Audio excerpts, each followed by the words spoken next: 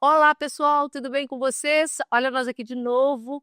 E hoje nós vamos falar de um assunto de fé, um assunto que vai nos trazer a uma reconciliação ou uma reflexão interior. E o meu convidado de hoje é o pastor Pedro Trindade. Seja muito bem-vindo, Pedro. Obrigado. Sinta como se fosse a sua casa, porque aqui também o podcast é a nossa casa. Pedro. Muito obrigado. Fico feliz demais de participar aqui com você hoje. Obrigado pelo convite. Que bom, eu fico muito feliz também, né, gente? Ô Pedro, quando eu olhei assim, imaginei um pastor de barba branca, cabelo meio grisalho, aí veio o Pedro, gente, tão novinho, Acontece bastante. não é? Que bom, né? Ô Pedro, e me conta essa história sua, assim, do seu chamado. Quando você entendeu que era o seu chamado para ser pastor? Olha, Janete, isso foi desde muito novinho. Eu sempre fui muito envolvido com a igreja, minha família sempre foi muito envolvida com a igreja e tudo. E para mim isso sempre foi uma realidade, estar lá dentro e fazer as coisas para Deus e tudo. Então, meio que sempre foi um desejo, assim, do meu coração seguir por esse caminho de servir ao Senhor de maneira mais integral, mais intensa. E aos 18 anos, quando eu fui para a faculdade, cheguei a fazer 1 ano e meio de engenharia antes de ir para o seminário, Nossa, olha a diferença, né, gente? completamente diferente. Aí falei: "Não, não é isso que é para mim", tranquei a matrícula e fui para o seminário. Aí eu me formei em 2016, e desde 2017 eu sou pastor. Olha, e onde você fez o seminário? Onde é essa cidade que você foi para fazer o seminário? Eu fiz o seminário na cidade de Anápolis, em Goiás. Ai, Goiás. Isso. E aí, então, assim, esse seu chamado você já acredita que é desde muito novo? Acredito que sim. Ô Pedro, quando a gente entende, eu costumo dizer assim, que Deus, ele escolhe. E quando ele escolhe, ele capacita. É como o oleiro que pega o vaso e vai trabalhando, moldando, mexe aqui, mexe ali e transforma aquela pessoa. Você sentiu essa transformação com a mão do Senhor Deus? A todos os dias, né, a gente, como seres humanos, nós somos falhos, né. Verdade. A Bíblia nos chama de pecadores, e a gente precisa ser aperfeiçoado diariamente pelo Senhor, né. Então, isso é um processo que eu vivo diariamente, de ser aperfeiçoado por Deus, de ser trabalhado, aprimorado por Ele. Aí a gente também, claro, faz a nossa parte, né, nos santificando, estudando cada dia mais, para fazer melhor aquilo que Ele nos chamou para fazer, né. Para agradar os olhos de Deus, Com né? certeza. E eu costumo dizer sempre assim que a gente está sempre buscando a perfeição. Nós não somos perfeitos, somos falhos, como o pastor disse. Mas a cada passo a gente tem que procurar acertar. É verdade? Isso procede? Com certeza, né. Com o auxílio, a obra do Espírito Santo nos nossos corações, nós vamos sendo aperfeiçoados, né. O apóstolo Paulo diz que nós vamos nos tornando semelhantes a Cristo. Esse é o nosso alvo, é a nossa meta, Que lindo! né, nos tornarmos mais parecidos com Jesus. Semelhantes a Cristo, que coisa mais linda! Nossa, eu vou levar para minha vida. Isso é muito importante. Quando você iniciou te entregar uma igreja, você encontrou-se uma certa resistência por ser tão novo? Quando eu me formei, eu fui auxiliar um pastor, eu hoje também auxilio um pastor, então eu não sou presidente da igreja, isso torna as coisas mais fáceis, né. Tem um Caminho. pastor ali mais experiente que, na hora do aperto, ele assume a bronca, né. Ah. E eu fui também trabalhar com jovens e adolescentes, né, então isso facilitou muito a minha vida, assim. Mas é claro, existem ocasiões onde as pessoas ficam com uma certa resistência, esperam um pastor mais experiente, né, mas graças a Deus nunca tive nenhum problema não. A primeira impressão, ali a gente vai conversando e quebra um pouco essas E barreiras, a né. pessoa vai compreendendo, né. Exato. Você disse que trabalha com jovens e adolescentes. Nós estamos vivendo um momento que nós estamos vendo o quê? Os adolescentes se perdendo em determinado momento e os jovens também buscando caminhos que não agradam aos olhos de Jesus. Você vê, assim, a possibilidade de um trabalho diferenciado ou por que esses meninos estão se perdendo? Por que essa violência é tão grande? Porque, olhem bem, para você ser um adulto, antes você foi criança. Para você ser um adolescente, você foi uma criança. E aí, Por que esses adolescentes se perdem pelo caminho? O que você acredita que possa estar acontecendo neste período? Acho que assim, a adolescência ela é uma fase difícil para todo mundo, né? E fase de formação de caráter, de identidade, e é um período da vida que a gente precisa de muita atenção, especialmente da família, né? E eu acho que hoje é onde nós estamos com mais dificuldade, porque a gente falando disso aqui antes de começar a nossa gravação, né, todo mundo com a vida muito corrida, muito Tá. intensa, cheia de compromisso, e isso acaba afastando os pais dos filhos, né, porque todo mundo quer trabalhar muito Dá o melhor para os filhos e e esquecem do tempo e da atenção. exatamente. Então isso, na minha visão, assim, é um grande problema e que vai levando a outras coisas, né. Então, eu acho que o principal alerta fica para os pais acompanharem de perto os filhos, estar junto, dar atenção, dar carinho, né, mais do que dar presentes e coisas materiais, né, isso é muito importante. Mostrar para eles como é ser um homem e uma mulher de valor, né, e claro, a fé, E que não pode faltar, né. Eu acredito no poder transformador do evangelho na vida eu também, da gente, gente, né, eu acredito. Meu Deus, eu acredito. e eu acho que isso é essencial, né.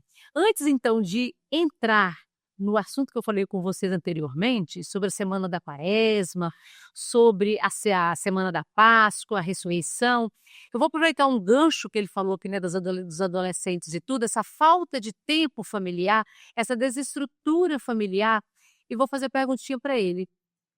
O que você acha? Foi positivo ou negativo, proibir o celular na escola? Eu acredito que foi muito positivo. Eu Boa, acho muito boa. positivo, porque até nós, né, que já temos uma consciência formada, às vezes a gente se pega passando tempo demais ali, perdendo tempo com essas coisas, nossa atenção fica prejudicada com a agilidade das coisas que a gente assiste ali. Então, eu acho que na vida de um jovem em formação, né, da criança, isso é muito mais prejudicial. E ter esse momento ali de atenção, foco na aprendizagem, no ensino é essencial. Eu acho uma decisão muito positiva, Foi muito muito favorável. positivo, foi muito sábia, viu, E a gente, gente já muito está vendo importante. resultados, né, Sim, gente, nos jovens e adolescentes do nosso convívio, eles já estão mostrando comportamento diferente, as amizades na escola estão melhorando, então que bom, só foi temos a muito ganhar com bom, isso. né, só ganhar. Então, gente, nós vamos entrar no nosso assunto, que eu convidei o pastor aqui hoje, Pedro Trindade, que significa a Quaresma e qual a importância desse período da Quaresma para os cristãos.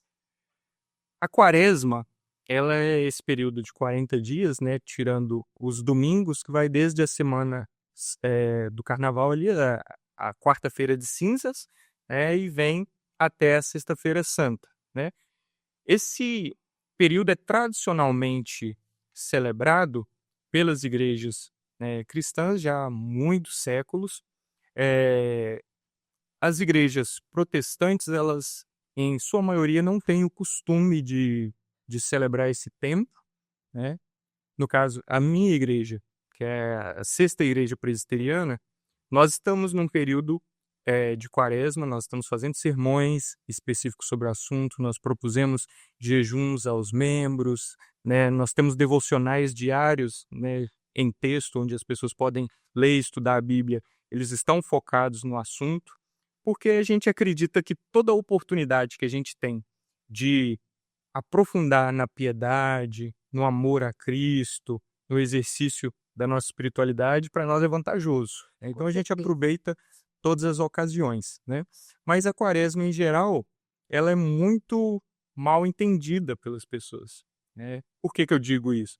Porque muita gente acha que: "Não, eu fiz tudo que eu queria no carnaval, né, extravasei, eh" Aproveita tudo que tem direito. tudo tem direito e que não tem direito, Direito. né, quebra todos os princípios que ele acredita, ao longo do ano. Então, agora chegou a quarta-feira de cinzas, é a hora de eu pagar pelos meus Aí vai mudar pecados, de né. vida. Eu vou colocar tudo em ordem, fazer meus jejuns, penitência, minhas orações, e agora eu vou virar um cristão de novo. Não é isso, né. Quaresma não pode ser isso. Porque, primeiro, a gente não tem condição nenhuma de pagar os nossos pecados, Sim. né? É Jesus na cruz que pagou por todos eles. Todos os Então, nossos pecados. isso não funciona dessa maneira. E segundo, porque a gente precisa ser cristão o ano inteiro, né? Vida toda, né, pastor? Exato. Então, não é só aqueles 40 dias que são importantes. O que a gente faz no período da quaresma deve ser algo que a gente busca fazer ao longo de toda a nossa vida, né? Ali é só um tempo específico do calendário que nós vamos nos lembrar disso, exercitar isso e colocar isso de forma mais intensa para a gente criar hábitos, costumes e levar para o resto da nossa vida, Sim. né? Então não é um meio de agora eu vou resolver o que eu fiz de errado lá atrás, né? E isso tem que ficar claro para a gente, assim, com relação à quaresma. Essa compreensão, esse entendimento, né? Olha, a gente escuta muito assim, eu não sei se foi o caso de vocês. Quando criança, eu fiquei até 6 anos de idade, até 7, morava na fazenda, próxima, né, à cidade. E aí a gente escutava assim, minha mãe falava assim, 6 horas, mula sem cabeça, não sai para fora, não vai para a rua, não vai brincar em tal lugar, porque vai aparecer isso aqui. Isso procede? Ou era só para fazer medo? Eu sofri à toa, gente. Eu nunca vi, pelo menos, mula sem cabeça, até hoje não. Ai, hoje eu brinco com a minha mãe e falo: mãezinha, que tortura que só fez para nós. Anoitecia, todo mundo dentro de casa com medo, porque era o período da quaresma. Outra coisa também que eu cresci vendo, assim, os meus avós fazendo, que na sexta-feira, durante a quaresma, não varre casa, não faz nada. Tem algum sentido?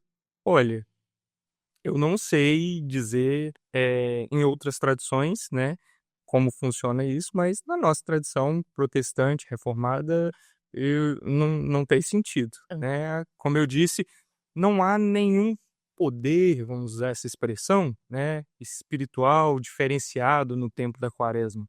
É um tempo do calendário que nós decidimos que ali nós vamos focar mais em falar a respeito de santificação, de consagração a Deus, de dedicação, para que a gente se lembre desses aspectos, exercite esses aspectos e leve isso para o resto da nossa vida. Pelo menos é dessa forma que eu encaro esse tempo e incentivo os membros da minha igreja a encarar também. Isso, bacana, muito bom, muito importante, né, estar sempre reavivando, né, Sim. os ensinamentos do nosso Senhor. Nós vamos chegar no final da quaresma, nós estaremos chegando na Semana Santa. Qual é o propósito, o verdadeiro significado da Semana Santa para os cristãos? Essa é a data mais importante da fé cristã, né, Natal e a Semana Santa, que é quando o Natal, Jesus, ele encarna, né, o Filho de Deus se torna homem para que os homens possam se tornar filhos de Deus, e a Semana Santa, que é quando ele se entrega e se sacrifica pelo perdão dos nossos pecados para nos substituir, nos trazer justificação, paz com Deus, né, e ao terceiro dia ele ressuscita. Então, esse é o sentido, de forma muito breve, assim, da Páscoa cristã, né, dessa Semana Santa que a gente chama. Por que a Semana Santa ela é tão importante para a fé cristã? A fé. Justamente por causa desse seu significado, né. Quando a gente fala de cristianismo, nós estamos falando de Cristo, né, do evangelho de Jesus Cristo, dessa boa notícia que nos foi dada de que há salvação, né, de que nós não estamos perdidos nos nossos pecados, mas que Deus nos amou e enviou o seu Filho para morrer em nosso lugar e nos redimir dos nossos pecados. Caso contrário, nós estaríamos perdidos e condenados, né. Então, é algo tão sublime, é algo tão especial, que não pode ser esquecido e não pode ser pervertido pela nossa sociedade. Nós temos que nos lembrar desses fatos e viver em consonância com essa realidade, né, que nós acreditamos. A sociedade precisa dar um alerta aí, né, acordar para esses valores cristãos. Existe, assim, uma forma para a gente se preparar espiritualmente para este período? Sim, como eu disse, eu acredito que não há um algo extraordinário. Eu gosto de fazer associação, por exemplo, com o Ano Novo, Aham. né. Dia 31 de dezembro para o dia 1º de janeiro, a gente celebra, a gente veste roupa branca, a gente faz um tanto de coisa, né, mas Promete tanta coisa, não, começa isso, prática, começa aquilo. muda alguma coisa Hum, de um minuto para o outro? Não muda, tá. né. O que muda é os nossos compromissos que a gente fez, né, o tempo de descanso que a gente vai ter em família. E com a Páscoa, com a Semana Santa é a mesma coisa, né. É um tempo do nosso calendário que nós reservamos para nos lembrar daquilo que Jesus fez. E a gente se prepara para isso, eh, aprendendo sobre esse significado, né, lendo mais a Bíblia para conhecer mais do que Jesus fez por nós e para ensinar também nossas crianças, né, E porque é um tempo muito didático. Você ter esse momento onde está tudo enfeitado, decorado, onde tem, muita mídia, muita publicidade em cima do assunto, você tem a oportunidade de falar: "Filhos, é isso aqui que significa", acorda, né, né. desperta. Exatamente. Então, são é um momento muito especial por isso, para a gente reunir a família, estar junto, preservar esses valores cristãos que a gente tem, né, e nos lembrar desse grande amor com que Deus nos amou. Ai, que bom, bacana, gente. Falar de Jesus é muito bom, falar de Deus é maravilhoso. Nós vivemos assim, tem um momento lá na Semana Santa, tem um dia que é considerado o Domingo de Ramos. Por quê? Qual o significado? O domingo de Ramos, ele é o domingo anterior, né, à Uhum. Páscoa, ele representa este dia da história de Jesus que ele entra na cidade de Jerusalém, ali na sua semana final, ele adentra na cidade de Jerusalém montado num jumentinho, conforme o profeta Zacarias havia profetizado que ele entraria na cidade montado num jumentinho, e de fato ele cumpre essa profecia entrando ali em Jerusalém, e quando ele entra, o povo que estava ali o celebra, o exalta, as Aquela entrada pessoas triunfal, né. exatamente. Eles jogam suas vestes pelo caminho onde ele vai passando e abanam os ramos de palmeiras, por isso domingo de Ramos, né. Ah, tem até uma musiquinha. Com ramos de palmeira saudamos o Senhor, e verdade. Lembrei dessa musiquinha. E as pessoas ficavam ali abanando e dizendo, né: "Hosana ao filho de Davi", né. Então, esse reconhecimento público das pessoas de que Jesus era o filho de Davi, o Messias prometido, Então ali eles confirmaram. ali eles confirmam esse louvor. Apesar de que muitos desses que estavam ali exaltando Jesus, na semana seguinte estavam lá gritando para crucificá-lo, né. Mas, de qualquer modo, isso tem um impacto, profético, justamente por causa disso, porque Zacarias havia dito que isso iria acontecer e, de fato, isso se cumpre quando Jesus entra ali em Jerusalém. E a gente pode ver, né, pastor, que da mesma forma que há quantos anos isso aconteceu, as mesmas pessoas que estavam ali aplaudindo, né, com os ramos de palmeira, seriam as mesmas pessoas que depois estariam gritando crucificam. E o que que nós vemos com isso? Que a nossa realidade hoje acontece a mesma coisa, né. Às vezes as mesmas pessoas que te ajudam, que te exaltam, são as mesmas que vão te trair logo à frente. Então, quer dizer, tem muita coisa que nós podemos ainda trazer para a atualidade e isso nos dá sofrimento, né, gente? Você considera a Quinta-feira Santa, ela é lembrada como a última ceia, por quê? Justamente por causa disso, né, Jesus ele se reúne com os seus discípulos mais próximos ali e faz essa ceia que era a ceia pascal, né. Nós estávamos ali no período da Páscoa, a gente tem que lembrar isso, né, que a Páscoa, ela os cristãos a celebram de uma maneira, mas ela tem já um histórico muito antigo com o povo judeu, ela Sim. vem do judaísmo, né. E Jesus era um judeu, estava ali com os seus discípulos que também eram judeus celebrando a Páscoa. Ele reúne aqueles discípulos e eles celebram então a primeira ceia, né, nesse sentido sacramental que nós temos hoje na igreja cristã. Hum. E então, ele diz para os seus discípulos: "Olha, vocês vão fazer isso todas as vezes em que se reunirem, né, comam e bebam do meu sangue até que eu venha, onde vocês vão cear comigo outra vez. Então, por isso a última ceia, né? Porque é a última ceia que eles comem com Jesus fisicamente. Jesus já sentia naquele momento que não estaria mais ali, né? Sim, ele tinha certeza, né? Pastor, e aquela traição que a gente não engole até hoje, hein? Me fala daquela traição. Por que um beijo, gente? Por que Judas foi fazer isso, né? Você acha que ainda hoje acontece isso? Ah, com certeza, né? O ser humano, ele tem essa tendência ao egoísmo, né? A olhar para o próprio umbigo, e a gente vê isso muito na nossa sociedade hoje. As pessoas não se importam muito com o bem-estar, com o auxílio ao próximo, mas primeiro eu. Se der, eu penso no outro, né? E não é assim que a gente deve lidar com a nossa vida, com as pessoas ao nosso redor, né? Jesus nos diz que há 2 mandamentos que resumem toda a lei: amar a Deus acima de todas as coisas, isso é inegociável, e amar o próximo como a si mesmo. Então, é colocar o outro no meu lugar e amá-lo, né? E no caso de Judas, ele pensa em si, né, nas 30 moedas de prata que ele iria receber ao entregar Jesus.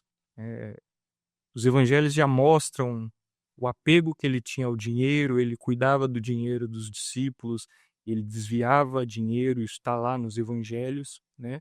Então ele, quando viu a oportunidade de ganhar um pouco a mais, ele não pensou 2 vezes e entregou Jesus, né? Com um beijo, porque era um costume daquela região naquele tempo, o ósculo, né? Que é o beijo. Então os homens se cumprimentavam assim. Com beijo. E então ele chegou e combinou esse código com os romanos, né? Aquele que vocês me virem beijar é ele, pode levar. Ai, que traidor, gente. Nossa, Não tinha foto, né? não tinha Não era tão mostrar. não tinha celular, É. né? Era só mostrar. Verdade. Mas então, assim, qual que é a importância da Sexta-feira Santa com a morte de Jesus Cristo?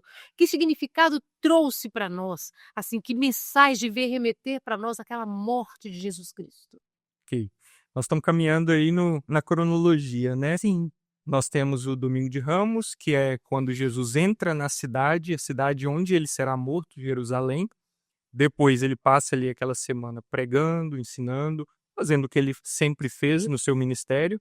E na quinta-feira, à noite, ele se reúne com seus discípulos para cear. Depois ele vai vigiar, né, em oração. Eu imagino que aquela quinta-feira já deveria estar com uma tristeza no coração. A Bíblia diz que ele sangrou, né, ele suou sangue. Olha, Isso é um estado de angústia tão grande. ele né? sabia que ia ser traído por um que caminhava lado a lado com ele. Exato. E aí, então, nós temos essa noite onde ele é preso e passa ali de mão em mão, né? Primeiro pelo Sinédrio, depois é levado a Pôncio Pilatos, que era o governador romano ali na região da Palestina. E, então, a pedido da multidão, ele é condenado à morte. Né? Prefere libertar um ladrão, né? Exato. E crucificar Jesus. Que era um costume também. Na semana da Páscoa, libertava-se um prisioneiro, dava-se o perdão, né? E Pilatos viu nisso a oportunidade de libertar Jesus. Ah, ele queria libertar Queria libertar Jesus. E a população E o povo pediu Barrabás. Barrabás. Né? Então, o tiro saiu pela culatra ali e Jesus E eles não podiam ficar sem a palavra dele. não Ele podia. deu a palavra. Exatamente. Mesmo contrariado, ele segue ali, né? E então condena Jesus à morte. Essa morte, ela é muito especial para os cristãos, porque ela não é simplesmente uma morte exemplar, né? Jesus não morreu para dar o exemplo de entrega e sacrifício. Também, óbvio, ele nos ensina isso, que nós devemos nos sacrificar pelos outros. Isso é uma mensagem muito bonita, mas ela é muito pequena diante da grandeza do sacrifício de Jesus, porque Jesus é o nosso substituto. Ele morre para que nós não precisássemos morrer pelos nossos pecados. A morte de Jesus, ela tem esse sentido de nos colocar livres da ira de Deus que nós merecíamos, por Ele conta dos nossos olha o pecados. sacrifício que ele fez por Ele nós. recebe sobre si, como diz o profeta Isaías no capítulo 53, ele leva sobre si as nossas transgressões, os nossos pecados, o castigo que nos traz paz estava sobre ele. Então Jesus recebe, por isso que ele grita: Senhor, por que me abandonaste? Aquele desamparo que ele sente ali é porque a ira de Deus foi derramada sobre ele, né? Ai, que O dor. Cordeiro perfeito, aquele que nunca pecou, que nunca cometeu um ato de maldade sequer, recebe sobre si todos os nossos pecados, né? Então, Pecado de uma humanidade inteira. é isso que é tão significativo quando a gente fala do sacrifício de Jesus, né? Porque ele fez algo que nós não seríamos capazes de suportar. É, com certeza, só o Filho de Deus. Somente. E aí vem o sábado. O que representa esse sábado de aleluia para nós? O sábado de aleluia, quando a gente olha para as escrituras, né, para a narrativa dos evangelhos, ele é um tempo muito triste para os seguidores de Jesus. Porque Jesus nunca foi, ele nunca escondeu a verdade dos seus discípulos. Ele sempre deixou muito claro: olha, eu vou morrer, eu vou ressuscitar, né? Só que a gente vê os discípulos, eles não queriam aceitar essa realidade. E o medo, né? Eu imagino que eles também sentiam um pouco de medo. E agora? Sem o Filho de Deus, o que nós vamos fazer? Exatamente. Vamos apanhar igual a ele? Vamos ser crucificados? Não à toa Pedro nega Jesus 3 3 vezes com medo, né? Então eles estavam ali desesperados, porque Jesus tinha falado, mas eles ainda tinham dúvidas sobre isso. Eles imaginavam que ali no momento da morte Jesus ia se libertar e nada disso acontece. Coisa extraordinária Exato. acontecer lá, se ele é o Filho de Deus, ele vai pegar Jesus e salvar, alguma coisa assim, né? Isso. E não acontece nada disso. Jesus morre. Morre como um homem comum. E eles ficam desesperados, desamparados ali no meio dessa situação.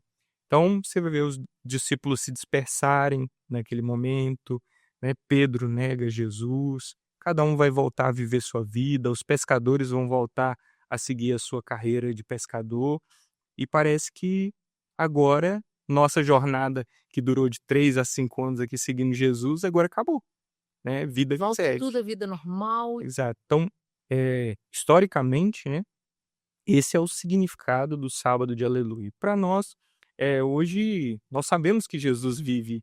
Então, a gente não precisa ter essa tristeza, a gente não precisa ter esse lamento, a gente não precisa ter essa dor, esse sofrimento no sábado de aleluia. Nós podemos nos alegrar porque nós sabemos da história. E Jesus vive. vive e vive para sempre, né? Ele ressuscitou. Então, para nós é muito diferente dos apóstolos, né? Ai, que bom, que maravilha. E aí, nós temos o domingo de Páscoa. A gente vê também, né? Todo mundo, domingo de Páscoa é o domingo do chocolate. Domingo de Páscoa é o domingo de almoçar uma comida diferente, Comer bacalhau. comer bacalhau, lentilha e tal. Mas qual é o verdadeiro significado? Aquele, assim, a preciosidade do domingo da Páscoa. É a boa notícia de que Jesus morreu, mas não foi só isso. Ele ressuscitou. E isso muda tudo. Porque se Jesus tivesse só morrido, aquilo que ele fez não faria sentido, né? O apóstolo Paulo diz aos Coríntios que se Cristo não ressuscitou, é vã a nossa fé. Então, a ressurreição é algo extremamente importante, porque Jesus, o Filho de Deus, vence a morte. E ao vencer a morte, ele nos dá a esperança de que nós podemos viver com ele agora. A vida eterna. A vida eterna. Porque se ele não vence a morte, não tem vida eterna, não tem esperança alguma para nós.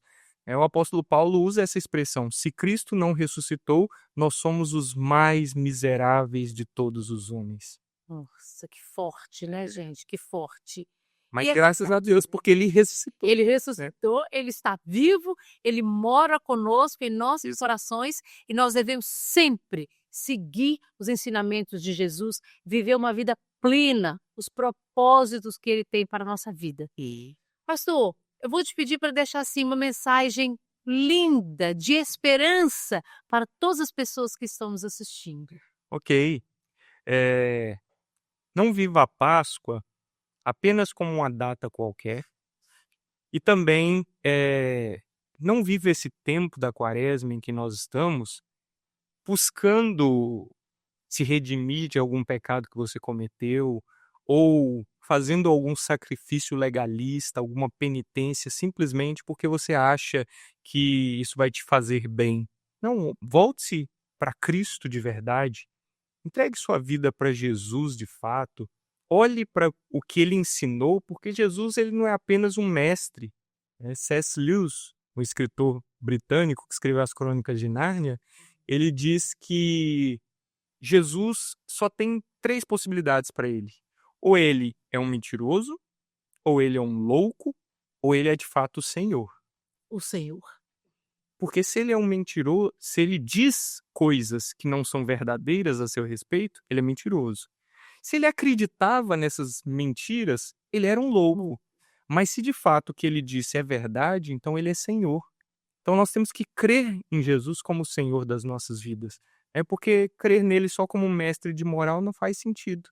Mas se ele falou coisas muito bonitas, mas que são mentirosas, ele é louco. E que não viveu, né? Exato. Então creia no Senhor Jesus de verdade como o Senhor da sua vida. Procure conhecê-lo. Procure conhecer aquilo que a Bíblia fala a seu respeito e viver entregue a ele. Só assim nós temos perdão dos nossos pecados, só assim nós temos paz com Deus, só assim nós temos esperança de vida eterna. Somente assim a nossa vida faz sentido, porque nós vivemos da maneira que Deus nos fez para viver.